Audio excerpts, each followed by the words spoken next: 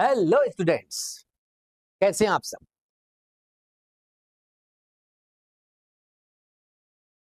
तो शुरू करते हैं, ठीक है। जैसा कि हम पिछली क्लास में भी बताए थे, बल्कि हर क्लास में बता रहे हैं कि हम क्या क्या पढ़ा रहे हैं, किस किस चीज को हम डिस्कस कर रहे हैं। एक बार फिर से डिस्कस करते हैं, पुरानी चीजों को एक बार थोड़ा सा रिमाइंड करेंगे। 150 150 क्वेश्चन सीरीज चल रही है फ्रॉम ऑर्गेनिक केमिस्ट्री। इसी तरह 150 questions from physical and inorganic chemistry और 300 क्वेश्चंस फ्रॉम फिजिक्स। इनमें से 114 यानी कि 114 क्वेश्चंस हम कर चुके हैं। 114 क्वेश्चन के बाद आज हम शुरू कर रहे हैं 115 से 120 तक के सवाल। शुरू करते हैं आज के टॉपिक को। आज हमने कुछ क्वेश्चंस उठाए हैं। कल हमने अल्कोहल ईथर फिनोल की डिस्कस कंप्लीट किया था। कुछ एक क्वेश्चन अल्कोहल के मान लो, चाहे एल्डिहाइड कीटोन के मान लो, किसी के मान लो, क्योंकि ऑर्गेनिक आप जानते हैं ऑर्गेनिक एक कॉम्पैक्ट सब्जेक्ट है जो आपस में जुड़े हुए होते हैं सब एक दूसरे से। इसलिए अब एक सवाल एल्डिहाइड कीटोन से मान लीजिए चाहे अल्कोहल से मान लीजिए, उससे फर्क नहीं पड़ता। एक सवाल है आपके सामने CH3CH2OH और ऊपर लिखा है PCC और पूछा जा रहा है प्रोडक्ट। बहुत ही शानदार सवाल। This reagent is known as pyridinium chlorochromate। Pyridinium chlorochromate, नाम को ढंग से सुने। कई बार वो पीसीसी लिख के देता है तो कई बार पूरा नाम देता है। अगर इसका फॉर्मूला ना दे तो वो ऐसे भी दे सकता है, दिस इज पाइरिडीनियम। इसमें एक जुड़ा होता है HCl और एक होता है इसके अंदर CrO3। इन तीनों का 1:1:1 का रेशो होता है। ये रेशो कभी पूछा जा सकता है। आप चाहें तो इसे C6H5NHCl CrO3 भी लिख सकते हैं और आप चाहें तो इसे ऐसे भी लिख सकते हैं NHCrO3.Cl, pyridinium क्लोरोक्रोमेट।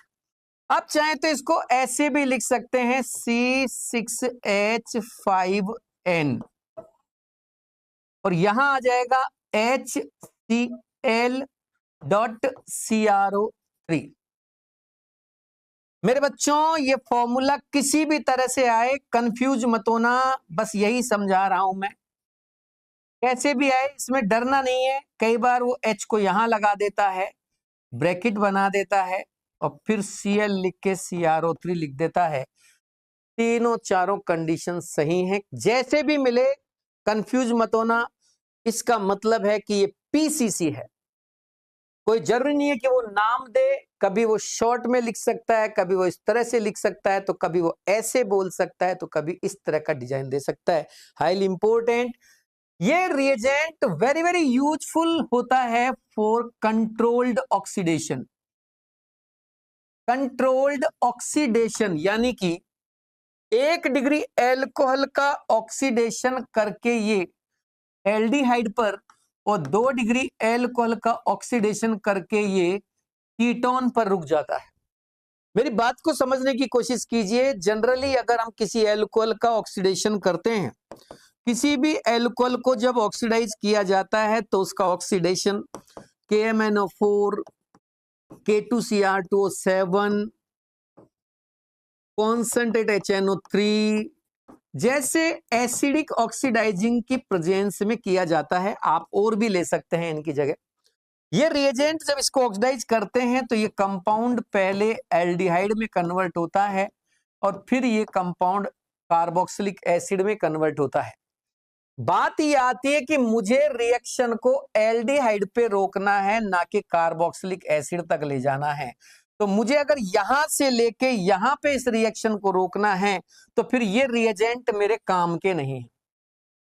मैं एल्कोहल को ऑक्सीडाइज करके एल्डिहाइड में कन्वर्ट करना चाहता हूं, या एल्कोहल के ऑक्सीडेशन से मैं कीटोन बनाना चाहता हूं, तो फिर मुझे क्या करना पड़ेगा? एक ऐसा ऑक्सीडाइजिंग एजेंट लेना पड़ेगा जो एल्कोहल को एल्डिहाइड और कीटोन तक ले जाने के बाद फिर ऑक्सीडेशन नहीं कर पाए। यानी कि ऐसे ऑक्सीडाइजिंग एजेंट जो बहुत ज्यादा स्ट्रॉन्ग भी ना हो, बहुत ज्यादा वीक भी ना हो, इन्हें माइल्ड ऑक्सीडाइजिंग एजेंट कहते हैं, मध्यवर्ती ऑक्सीडाइजिंग एजेंट कहते हैं। ये वो ऑक्सीडाइजिंग एजेंट है जो रिएक्शन में एक स्टेप कंप्लीट करा के रिएक्शन को रोक देते हैं। ऐसे रिएजेंट हमें काम में लेने हैं, तब जाके रिएक्शन आगे बढ़ेगी। डियर स्टूडेंट, ऐसा ही मैंने यहां किया, पीसीसी लिया है और एल्कोहल दे के आपसे पूछ रहा है कि इसका प्रोडक्ट क्या बनेगा। जैसा कि मैंने आपको बताया कि PCC useful for the control oxidation of alcohol, the reagent useful for the conversion of 1 degree alcohol to aldehyde and 2 degree alcohol to ketone. It means that is the very very important and mild oxidizing agent for the control oxidation। और ये इतना ज्यादा important है कि जब भी हमें alcohol से डायरेक्ट एल्डिहाइड पे रुकना है, एल्डिहाइड पे ही कीटोन पे ही रिएक्शन को रोकना है, तो इनसे बढ़िया रिएजेंट नहीं होते। और भी कई रिएजेंट है, जैसे जॉन्स रिएजेंट भी है, ये भी है, सेरेट कोलिन रिएजेंट भी है, कोलिन रिएजेंट भी है। इसके अलावा भी कई है, जैसे एजी के साथ O2 मिला के भी आप इसका इस्तेमाल कर सकते हैं। तो कुल मिला के बात यह है कि कंट्रोल्ड ऑक्सीडेशन पर रिएक्शन पूछी जा सकती है। ये 1 डिग्री एल्कोहल दिया है, अब 1 डिग्री एल्कोहल को मैं कहां जाके रोकूंगा? एल्डिहाइड पर। एल्डिहाइड बनते ही आपकी रिएक्शन खत्म हो जाएगी, H2O बाहर निकल जाएगा और आप बोलना कि इस रिएक्शन का प्रोडक्ट एल्डिहाइड। अब तो आप समझ गए होंगे पीसीसी क्यों इंपॉर्टेंट। चलते हैं आगे। एक सवाल नीट में पूछा जा चुका है, मैं आपको बता दूं 2021-22 के पेपर में देखना, उस सेशन में एक क्वेश्चन आया था, इसमें पूछा गया था which of the following reagent is useful for conversion of 2 degree alcohol to ketone. Very very important. और उसका ऑप्शन दे रखे थे 4, उनमें एक ऑप्शन सही था, वो ऑप्शन था CrO3। CrO3 is the very very important reagent for conversion of 2 degree alcohol to ketone। Alcohol 1 degree से एल्डिहाइड बनाता है और 2 डिग्री एल्कोहल से हम कीटोन बनाते हैं कंट्रोल्ड ऑक्सीडेशन करके। CrO3 का इस्तेमाल दोनों में कर सकते हैं, लेकिन जनरली उसका इस्तेमाल आप 2 डिग्री एल्कोहल से कीटोन बनाने में करते हैं। चलिए आगे लेके चलते हैं अगले सवाल की ओर। ये रहा अगला सवाल आपके कंप्यूटर स्क्रीन पर। नेक्स्ट क्वेश्चन एक बार फिर से आपके सामने, कैल्शियम फॉर्मेट और कैल्शियम एसीटेट मेरे सामने दे रखे हैं। दिस इज कैल्शियम फॉर्मेट मेरे बच्चों, and this is calcium acetate. बात ये आती है कैल्शियम फॉर्मेट और कैल्शियम एसीटेट का इस्तेमाल कहां किया जाएगा, क्यों दिया है ये सवाल, क्या चाहता है ये हमसे। एक्चुअली मेरे बच्चों, जब कैल्शियम सॉल्ट यानी कि कार्बोक्सिलिक एसिड के कैल्शियम सॉल्ट्स को जब डिकम्पोज करते हैं, कार्बोक्सिलिक एसिड के कैल्शियम सॉल्ट को जब ड्राई डिस्टिल्ड करते हैं, सूखा सूखा जब गर्म करते हैं, तो आफ्टर ड्राई डिस्टिलेशन ये कंपाउंड कैल्शियम कार्बोनेट में कन्वर्ट हो जाता है मेरे बच्चे। इस तरह से कैल्शियम कार्बोनेट बन जाते हैं। आप देखिए गौर से, ये मैंने कैल्शियम फॉर्मेट लिया था, ये कैल्शियम एसीटेट लिया है। कैल्शियम फॉर्मेट और एसीटेट में से 2 CaCO3 बाहर निकल गए, ये हो गए 2 CaCO3। अब आपको दिख रहा होगा इधर CHO ग्रुप, इधर CHO, ये आपस में जुड़ते हैं, CHO ग्रुप और CH3 आपस में जुड़ते हैं और CH3CHO बना लेते हैं। इस तरह से आपको एसिटैल्डिहाइड मिल जाता है मेरे बच्चों, एसिटैल्डिहाइड। लेकिन ये रिएक्शन रुकती नहीं, हमें लग रहा है कि एसिटैल्डिहाइड बनाए, जबकि ये मिक्स रिएक्शन है। Two different compound two different salt use in this reaction, so dry distillation इन दोनों का भी होगा, इस अकेले का भी होगा और इस अकेले का भी होगा। जब इन दोनों का मिक्स हो रहा है तो एसिटैल्डिहाइड बन रहा है, जब इसका अकेले का होगा तो बनेगा फॉर्मेल्डिहाइड, और जब इसका अकेले का होगा तो बनेगा एसीटोन। Acetone acetone. इस तरह से 3 कंपाउंड्स का मिक्सचर मिलता है यहां। तो थोड़ा ध्यान से सुने, इनमें कभी कोई ज्यादा वैसे पूछेगा नहीं, कभी पूछे तो कह देना ये ज्यादा, जो म्यूचुअल रिएक्शन करते हैं वो ज्यादा बनते हैं। फॉर्मेल्डिहाइड, एसिटैल्डिहाइड, एसीटोन तीनों बनते हैं। बहुत ज्यादा डिफरेंस भी नहीं होता इनकी क्वांटिटी में, लेकिन फिर भी कोई जिद पकड़ ले कि नहीं भैया मेरे को तो ज्यादा कौन सा बनता है बता, तो इन दोनों की म्यूचुअल अंडरस्टैंडिंग से, म्यूचुअल रिएक्शन से जो प्रोडक्ट बनेगा वही ज्यादा प्रोडक्ट बनेगा बाकी सबसे।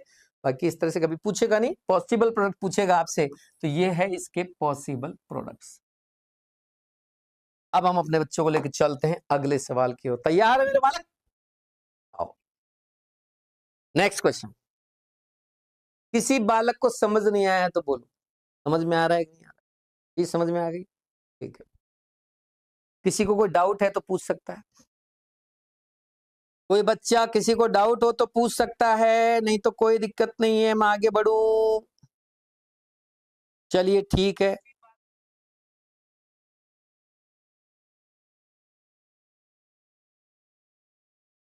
चलिए अब लेते हैं अगला सवाल। एक और क्वेश्चन ये रहा आपके कंप्यूटर स्क्रीन पर। अब की बार एक कार्बोक्सिलिक एसिड दिया है, एरो के ऊपर लिखा है MnO 300 डिग्री सेंटीग्रेड, यानी कि 300 डिग्री सेंटीग्रेड टेम्परेचर पर मैग्नीज ऑक्साइड की प्रेजेंस में इसको हीट कर रहे हैं। इसे कहते हैं कैटालाइटिक डिकम्पोजिशन। क्या बोलते हैं इसे? Catalytic decomposition. Catalytic decomposition, catalytic decomposition कहते हैं इसे। यानी किसी कंपाउंड को तोड़ना in presence of catalyst. This is the catalytic decomposition. CH3COOH, CH3COOH 2 मोल एक साथ डिकम्पोज होते हैं इन कंडीशंस में, एक साथ। ये कंडीशन 2 मोल को एक साथ डिकम्पोज, मतलब 2 मोलिक्यूल उठाइए एक साथ और रिएक्शन को कुछ इस तरह से अरेंज कीजिए, ये निकल गया H2, ये निकल गई CO2, जोड़ दो आपस में बच्चा, आपको मिलेगा CH3CO CH3, एक CO2 और एक H2O। This is very very important reaction for formation of aldehyde ketone और कार्बन कंपाउंड।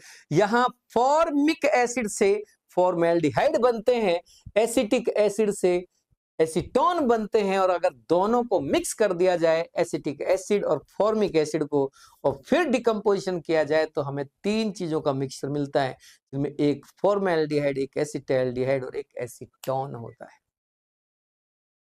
हर क्वेश्चन के साथ जितना बता रहा हूं याद करें।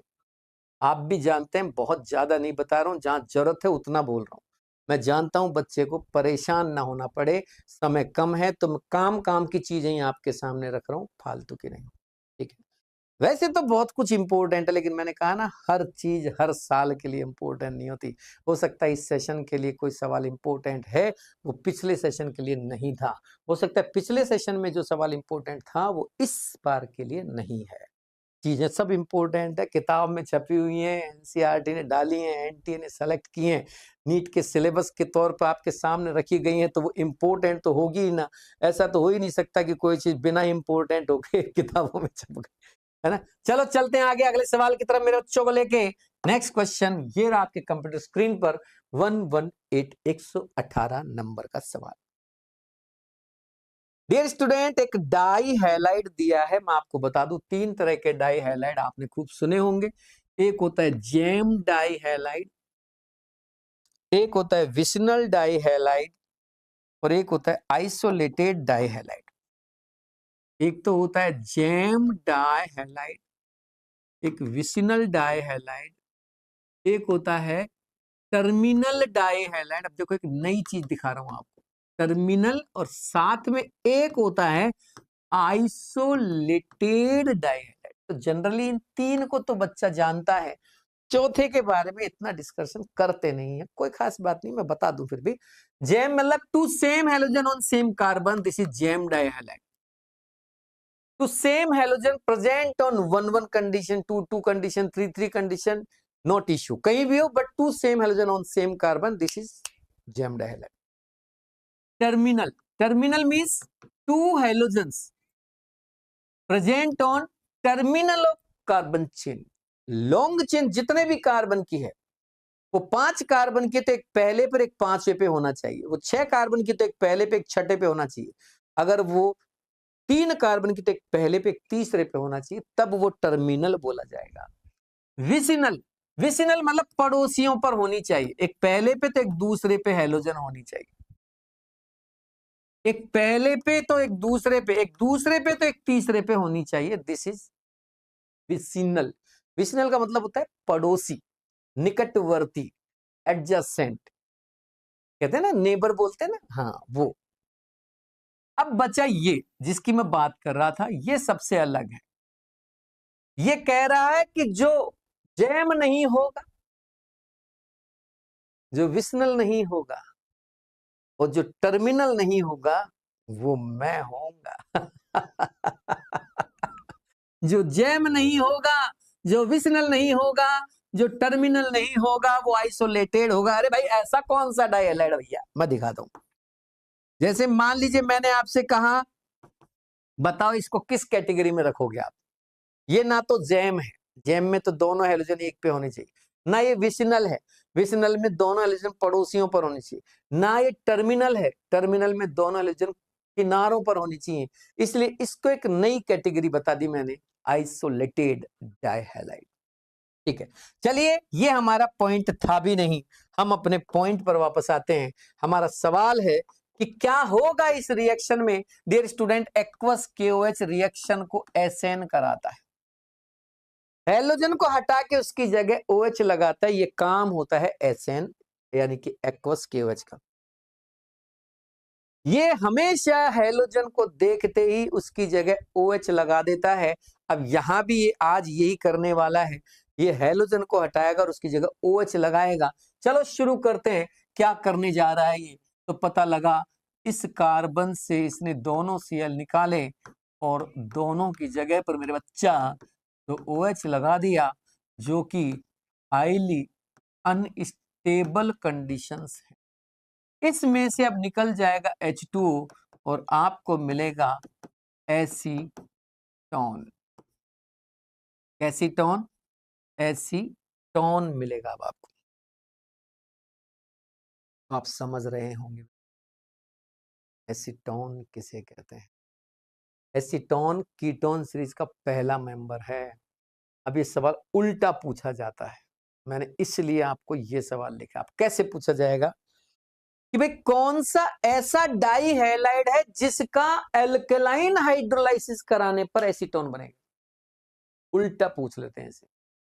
अब कई बच्चे इसको ऐसे याद करके चले जाते हैं, उन्हें लगता है कि हो गया काम। अरे भैया सवाल उल्टे भी आ रहे हैं, तो थोड़ा ध्यान से सुनना, ध्यान से समझना। सवाल कह रहा है कि ऐसा कौन सा डाइहैलाइड है जिसके अल्कलाइन हाइड्रोलाइसिस से यानी क्षारीय जल अपघटन से यानी जलीय KOH से क्रिया कराने पर एसीटोन मिलेगा, डाइमेथिल कीटोन मिलेगा। यानी कि मुझे अब ऐसा ऑप्शन ढूंढना है, जैसे मान लीजिए मेरे सामने 4 ऑप्शन आ जाएं, CH2Cl2, CH3CHCl2,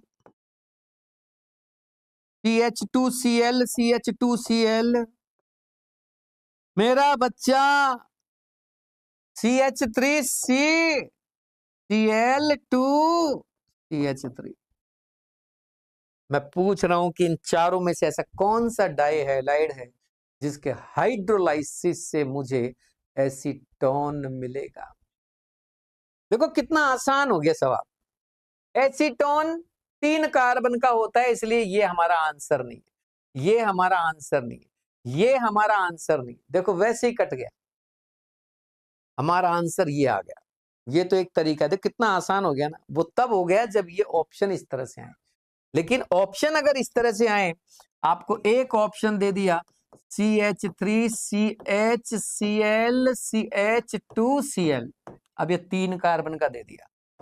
एक दे दिया CH2Cl CH2CH2Cl, एक दे दिया CH3CCl2CH3।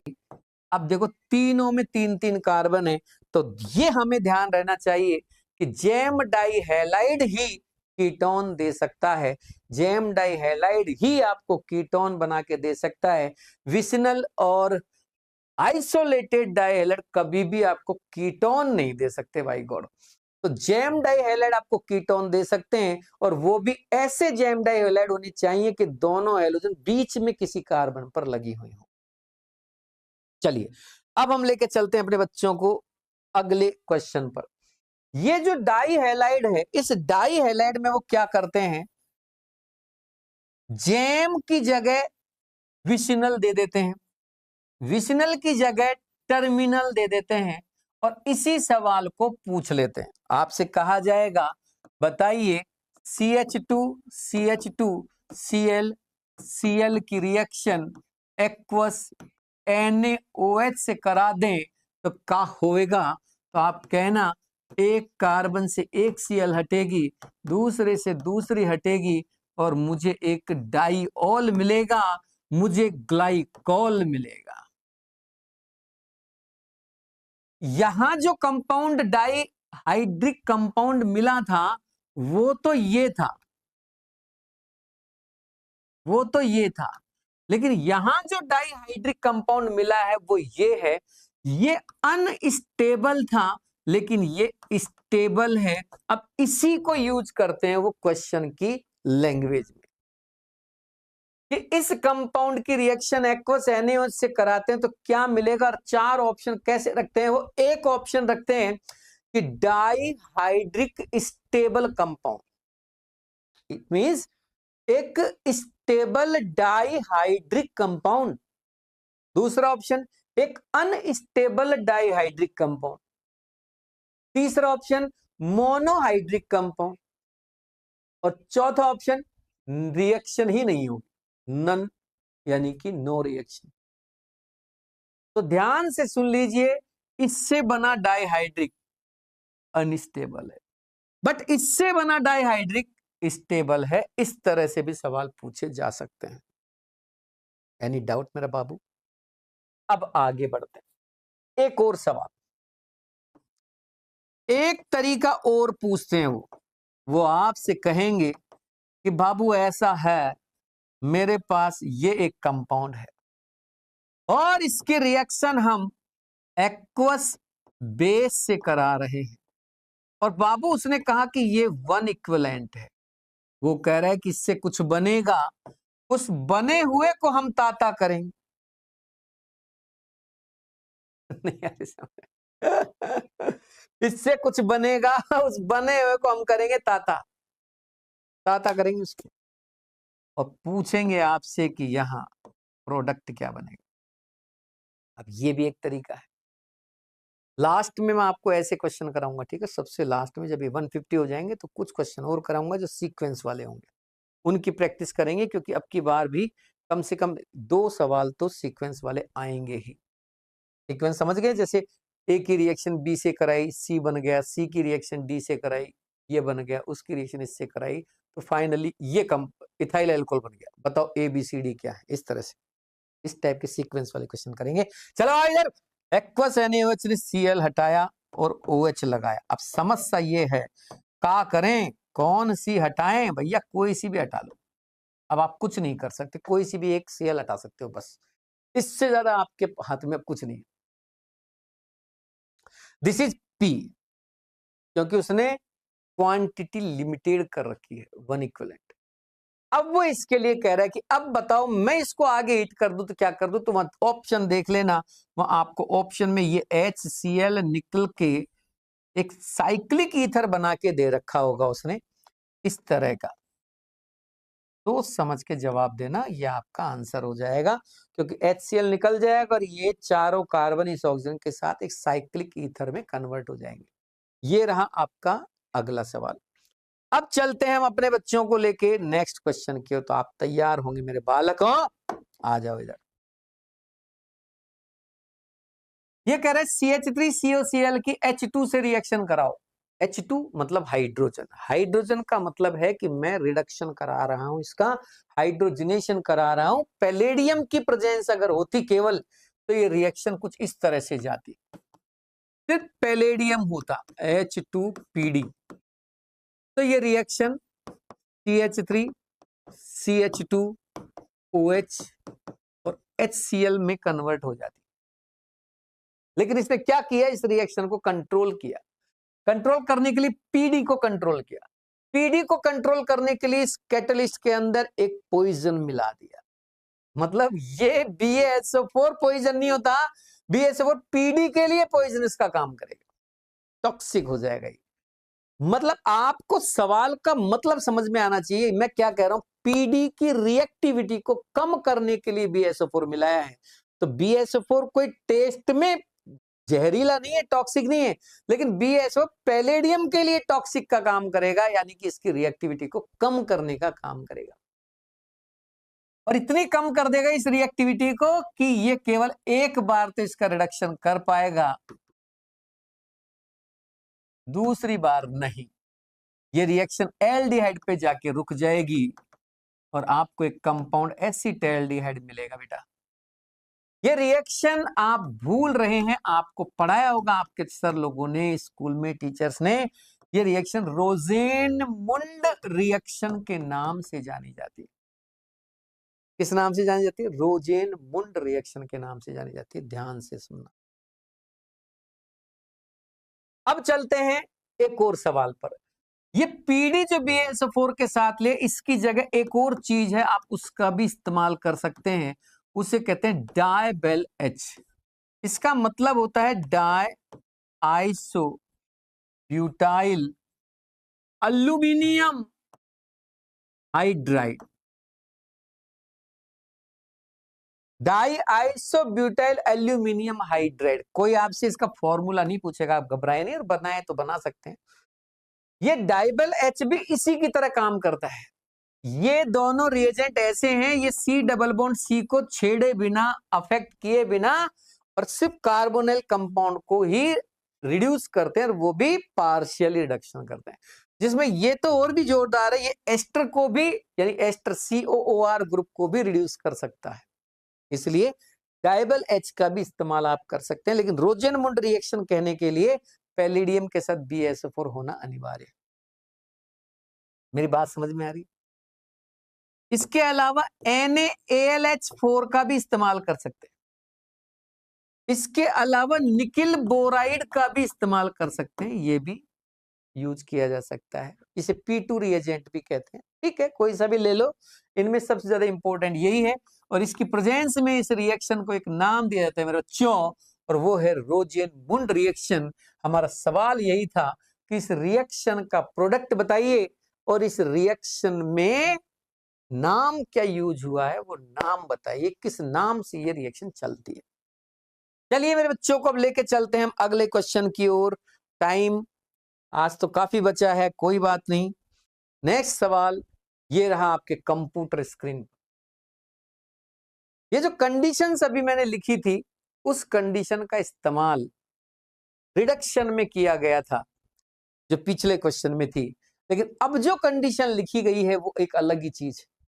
इसका इस्तेमाल हमने एक सवाल में पहले भी किया था, जब हम एल्कीन एल्काइन यानी कि अनसैचुरेटेड हाइड्रोकार्बन्स पढ़ रहे थे। आज फिर इसका इस्तेमाल कर रहे हैं। ये एक कंपाउंड दिया मैंने, और रिएक्शन को देख के आप पहचान जाएंगे कि ये रिएक्शन ओजोनोलाइसिस का एग्जाम्पल है। जिन बच्चों को ये पूरा समझना है, वो बच्चे पीछे जो अनसैचुरेट हाइड्रोकार्बन के क्वेश्चन जब मैंने कराए थे, वहां इसे जाके देखें, वहां और भी मैंने इसको समझाया कई एग्जाम्पल्स के साथ। अभी हम बात कर रहे हैं कि आखिर ये करना क्या है। तो देखो, मैंने इसके लिए डायरेक्ट ट्रिक बताई थी कि जब भी आपके सामने ये दोनों कंडीशंस लिखी मिल जाए, पहली भी और दूसरी भी, तो आप जहां जहां डबल बॉन्ड दिखे उनको तोड़कर दोनों तरफ ओ लगा देना, ओ लगा देना। ओ लगाते आप अपने प्रोडक्ट तक पहुंच जाएंगे। इस सवाल में पहले करा चुका हूं मेरे बालकों को। बालकों, आप समझ रहे हैं कि नहीं? वेरी सुंदर, वेरी सुंदर। अब आगे देखिए, ये डबल बॉन्ड मैंने ब्रेक किया, दोनों साइड मैंने ओ लगा दिए। ऐसा ही यहां करना है, जितने भी डबल बॉन्ड है सब तोड़ना। ये गया ओ ओ, ये गया ओ ओ, ये गया ओ ओ, ओ, सभी गए। इसीलिए तो ओजोनोलाइसिस रिएक्शन डबल बॉन्ड की पोजीशन को रिप्रेजेंट करने के काम में आती है, डिटेक्ट करने के काम में आती है। किसी भी अनसैचुरेट हाइड्रोकार्बन यानी एल्कीन में डबल बॉन्ड की पोजीशन को डिटेक्ट करना चाहते हैं आप, तो आप ओजोनोलाइसिस रिएक्शन का सहारा ले सकते हैं। वेरी इंपॉर्टेंट लाइन, याद रखें, इस लाइन को पूछी जा सकती है। जैसे मान लीजिए आपसे कोई कहे कि मैंने एक एल्कीन का ओजोनोलाइसिस किया, जिसके ओजोनोलाइसिस से मुझे 2 मॉलिक्यूल फॉर्मैल्डिहाइड मिले, तो इसका मतलब समझते हैं आप, फॉर्मैल्डिहाइड के 2 मॉलिक्यूल मिले, इसका मतलब डबल बॉन्ड उसमें किनारों पर लगे हुए हैं, इसीलिए फॉर्मैल्डिहाइड मिले। क्योंकि डबल बॉन्ड जब किनारे पर होता है, देखो ये किनारे पर है डबल बॉन्ड, ये तो ये O जुड़ने के बाद ये हिस्सा, देखो ये वाला हिस्सा O जुड़ने के बाद फॉर्मैल्डिहाइड में कन्वर्ट होता है। ऐसे पूछा जाता है कई बार, ठीक है। अब मैंने इस एल्कीन से प्रोडक्ट चेक किए कितने बनते, देखो एक तो ये बन गया CH3CO, एक हिस्सा ये बन गया, देखो ये यहां से यहां तक ये बन गया CH double bond O, CH double bond O। एक हिस्सा देखो मेरा बेटा देखो ये अ, अ, अ, ऐसे CHO, C double bond O, CH3, और एक हिस्सा ये जो मैंने बताया था जिसे कहते हैं CH2 डबल बॉन्ड O। एक एसीटोन, एक ग्लाइयोक्सेल, इसको देखो ये है मिथाइल ग्लाइयोक्सेल और ये है formaldehyde. 1 2 3 4 possible products are 4 type of product, 4 types of products are possible by this reaction. Highly शानदार सवाल, हाईली शानदार सवाल। अब बात यह आती कि क्या यही स्ट्रक्चर पूछी जाएगी, मे बी हो सकता है, लेकिन इसमें अगर थोड़ा उलट फेर भी हो गया तो भी ये सवाल मेरा ही माना जाएगा, ये ध्यान रखना आप। ये मत समझना सर आपने जो कराया था ना वो तो आया ही नहीं, उसमें तो नीचे CH3 था ही नहीं। मैं कह रहा हूं इस टाइप का सवाल आएगा, अगर थोड़ा उलट फेर भी करता है ना यहां, तो भी वो सवाल हमारा मेरा माना। खैर मजाक कर रहा हूं मैं, ऐसा कुछ नहीं है। आप इच्छा हो जिसका माने, मेरा कहने का मतलब ये है कि ये सवाल करें आप, इंपॉर्टेंट सवाल, ठीक है। इस तरह से आज हमने 6 क्वेश्चंस कंप्लीट कर लिए हैं। पूरे 6 क्वेश्चन कंप्लीट करने में आज हमने ज्यादा समय नहीं लगाया, कम समय में काम कर लिया। बस एक सवाल और करा दूं, फिर उसके बाद आपको मैं विदा कर दूंगा। आप चिंता ना करें, आराम से चले जाना, पढ़ना आपने, तैयारी करना। ओजोनोलाइसिस का एक सवाल और कर लो बस। मेरे बच्चों आजकल उल्टा जमाना है, इस रिएक्शन में ये पूछ रहा है कि मैंने एल्कीन ये ली थी, मैंने उसके साथ ये किया, पता मुझे क्या मिलेगा। लेकिन मैंने कहा ना आजकल जमाना उल्टा है। अब कैसे पूछ रहे हैं, मुझे ये मिला, मैंने कंपाउंड के साथ ये किया था, बता वो कंपाउंड कौन सा था। अब उल्टा चल रहा है फैशन, आजकल फैशन उल्टा चल रहा है, हर चीज का फैशन उल्टा चल रहा है। ये कह रहा है कि मैंने एक हाइड्रोकार्बन लिया था, एक एल्कीन ली थी, वो कुछ भी बोले घबराने का नहीं, जिसका मैंने पहली कंडीशन यानी O3 इन इनर्ट सॉल्वेंट के साथ हीट किया, फिर मैंने दूसरी कंडीशन का इस्तेमाल किया जिसमें जिंक की प्रेजेंस में हाइड्रोलाइज किया। मैं चाहता हूं, मैं जानना चाहता हूं मेरे प्यारे बच्चे कि जब मैंने इसका हाइड्रोकार्बन का यानी इस कंपाउंड का हाइड्रोलाइसिस किया या ये दोनों प्रोसेस किए, पहला और दूसरा, तो मुझे ये मिले, मुझे कौन मिले, ये मिले 2 एसीटोन मिले। समझ थोड़ी रहे होंगे आप, मतलब ही नहीं है बाई गॉड, मतलब ही नहीं है। एक ग्लाइऑक्सिल, ये सवाल है। वापस बोल रहा हूं, मैं कह रहा हूं ऐसे पूछा जाता है, लेकिन आजकल उल्टे का फैशन चल रहा है, आजकल उल्टा पूछा जा रहा है। रिएक्टेंट दे के प्रोडक्ट पूछना आसान रहेगा, लेकिन प्रोडक्ट दे के रिएक्टेंट जब पूछता है तो थोड़ा आपको समझना पड़ेगा। हार्ड तो ये भी नहीं है, समझ जाओगे। इसमें क्या करना है, इनका फॉर्मूला बनाना। एसीटोन, एक एसीटोन, एक और एसीटोन, एक ग्लाइऑक्सिल, ऐसे बनाना। और जब फॉर्मूला बनाओ तो उनको ऐसे लिखना कि उनकी ओ एक तरफ आ जाए, दोनों की ओ एक तरफ आ जाए। जैसे यहाँ तीन चीजें बोली है इसने मेरे को, दो एसीटोन एक ग्लाइकोजल, तो मैं ऐसे लिखूंगा कि एक की ओ दूसरे की ओ के पास, फिर इसकी ओ उसकी ओ के पास आ जाए। आसान है बिल्कुल आसान है बे। फिर क्या करना है, इसको निकाल देना बाहर इधर से। अभी आपने ओजोनोलाइसिस में क्या किया था, डबल बॉन्ड तोड़ा, ओ ओ जोड़ा, डबल बॉन्ड तोड़ा, ओ ओ जोड़ा। अब उल्टा करना, ओ ओ तोड़ो यानी ओ ओ निकालो, डबल बॉन्ड जोड़ो। अब उल्टा कर दो, ऑक्सीजन निकाल दो, डबल बॉन्ड जोड़ दो, CH3 CH3 double bond, CH single bond, CH double bond, C single bond, CH3 CH3। This is our alkene मेरे बच्चों। ये है हमारा क्वेश्चन का आंसर कि आपने कौन सी एल्कीन ली थी, कि साहब हमने ये एल्कीन ली थी। बैठी नहीं शायद आपके दिमाग बहुत शानदार सवाल है। ओजोनोलाइसिस को ढंग से कर लेना, बहुत शानदार सवाल। और एल्काइन का और देख लीजिए एक लास्ट, कई बार वो इस तरह से एक एल्काइन देकर और यही दोनों कंडीशंस वापस दे देते हैं। तो मेरा बच्चा एल्कीन हो चाहे एल्काइन, मेरे बाबू बात को सुनना मैं क्या कह रहा हूं, एल्कीन हो चाहे एल्काइन, आपको तो काम वही करना है, दो बॉन्ड तोड़ के एक एक को लगाना है।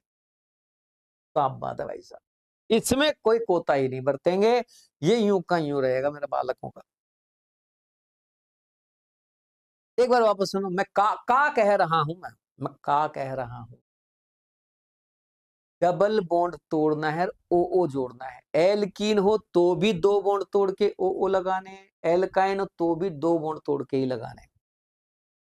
ये दो बॉन्ड तोड़ दिए, ओ ओ लगा दिए, ये हो गया हमारा प्रोडक्ट CHO CHO। ठीक है, अब जिस जिस बच्चे ने ये सारी क्लास देखी है वो सारे बच्चे इसको स्कैन कर लें अगर आप चाहें तो। इससे आपकी कॉपी में इसका PDF आ जाएगा, फिर उसके बाद आप क्लास छोड़ सकते हैं।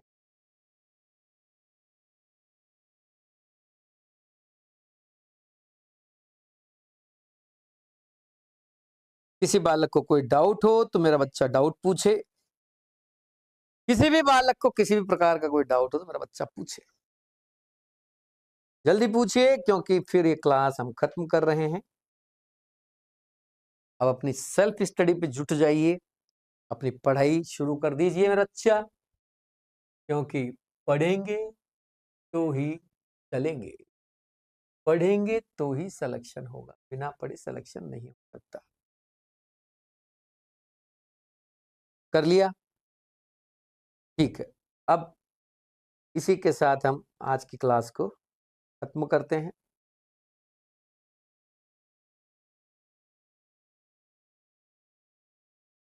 Okay, good bye.